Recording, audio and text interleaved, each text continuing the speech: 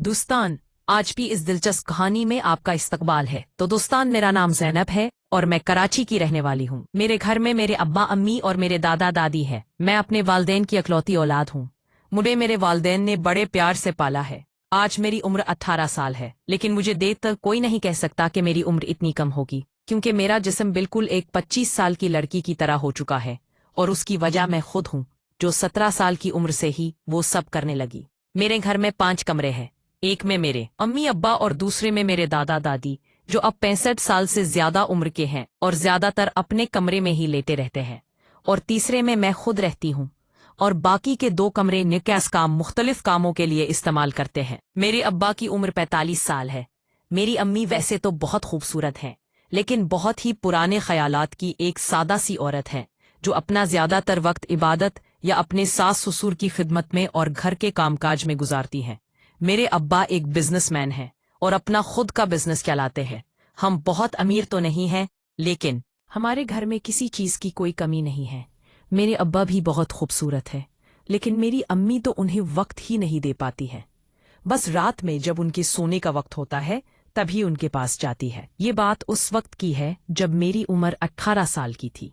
एक रात हम सब खाना खाकर सोने के लिए अपने अपने कमरे में चले गए थे कि अचानक से मुझे लगा कि मेरे अम्मी अब्बा के कमरे से लड़ने की आवाजें आ रही हैं।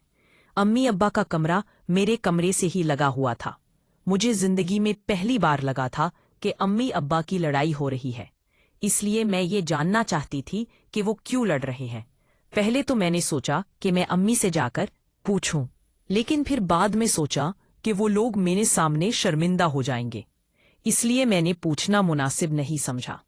लेकिन फिर भी मेरे दिल में वजह जानने की तेज ख्वाहिश हो गई, और जब मैं से नहीं रहा गया तो मैंने उठकर देखने की कोशिश की। मेरे कमरे में एक खिड़की थी जो उनके कमरे में खुलती थी। वो खिड़की बहुत पुरानी तो नहीं थी, लेकिन इसमें 2-3 जगह शगाफ थे। फिर मैंने अपने कमरे की लाइट बंद कर दी और उस शगाफ में आंख लगा दी। अब अंदर का मंजर देखने के बाद मेरे जिस्म में बिजली दौड़ गई थी, क्योंकि मैंने अब्बा और अम्मी को इस तरह कभी नहीं देखा था, और मेरी अम्मी उन्हें बार बार मना कर रही थीं। और अब मेरी नज़र तो बस वहीं टिक गई थी, और मैं चाहकर भी अपनी नज़र हटा नहीं पा रही थी। अब वो लोग कुछ बात कर रहे थे, लेकिन मेरा ध्यान तो कहीं और ही था, और उनकी बातें सुनने का ध्यान भी नहीं था। अब मेरा दिल जोर जोर से धड़क रहा था, और इसके साथ ही मुझ पर एक और बिजली गिरी, और ये सब देखते ही मेरी तो सांसें रुक गई थीं। फिर मेरी अम्मी ने इस चीज को देखकर पहले तो गुस्सा किया और फिर शर्म से अपनी नजरें झुका ली। अब उन्हें भी कुछ महसूस होने लगा था, और फिर उन्होंने इशारे से अब्बा को अपने पास बुलाया।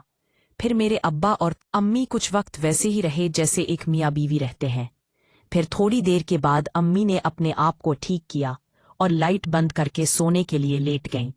अब कमरे में बिल्कुल अंधेरा होने की वजह से मुझे कुछ नहीं दिख रहा था, तो तब मैंने भी जाकर लेटने की सोची, और फिर मैं भी अपने बिस्तर पर आकर लेट गई। लेकिन अब मेरी आंखों के सामने तो अम्मी अब्बा की तस्वीर चल रही थी, और अब्बा का वो पर असर रूप मुझे बहुत अच्छा लग रहा था। अब मेरा दिल कर रहा था कि मैं भी उनके साथ वैसे ही रहूं जैसे अम्मी रहती हैं। इस रात मुझे बहुत खजली हो रही थी। फिर मैंने इस रात पहली बार अपने हाथ की मदद ली। अब मेरे ख्यालात में और कोई नहीं बल्कि मेरे अब्बा ही थे। फिर जब मेरी खजली बंद हुई, तब मैं इतनी थक गई थी कि कब मेरी आंख लग गई मुझे पता ही नहीं चला। फिर सुबह अम्मी ने जब आवाज लगाई तो मेरी आंख खुली। फिर अम्मी बोले कि बेटी, सुबह के 9 बज रहे हैं, स्कूल नहीं जाना क्या? तो तब मैं उठकर सीधे बाथरूम में गई। तो फिर अब मेरी आंखों के सामने फिर से वही मंजर आ गया था। अब मुझे फिर से खजली होने लगी थी, तो मैंने फिर से अपने हाथों की मदद ली। दोस्तान, मुझे बहुत अच्छा महसूस हो रहा था। खैर, जैसे तैसे करके मैं स्कूल जाने के लिए तैयार हुई और ड्रेस पहनकर बाहर आई, तो नाश्ता करने टेबल पर बैठी तो मेरा आया से सामना हुआ। मैं रोज सुबह अब्बा को गुड मॉर्निंग करती थी, तो तब मैंने आज भी अब्बा को वैसे ही गुड मॉर्निंग किया।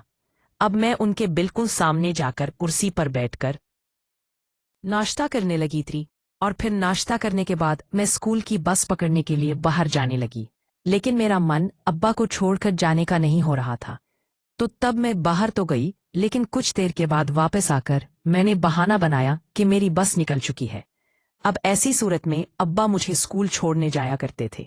तो तब अम्मी बोली कि जा अब्बा से कह दे, वो तुझे स्कूल छोड़ आएंगे। फिर मैं खुशी खुशी अब्बा के कमरे में गई। मैंने अब्बा से कहा तो वो मुझे स्कूल छोड़ने के लिए राजी हो गए। मैंने कहा मैं लेट हो रही हूँ। तो तब अब्बा बोले कि ठीक है, मैं शर्ट तो पहन लूं, तुम मेरा बाहर इंतजार करो। तो मैं बाहर आकर इंतजार करने लगी।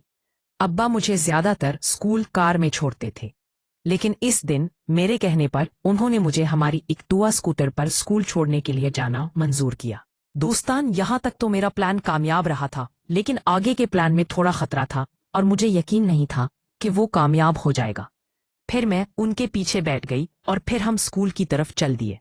मेरा स्कूल घर से तकरीबन 8 किलोमीटर दूर था। रास्ता लंबा था और सुबह का वक्त था, तो सड़क सुनसान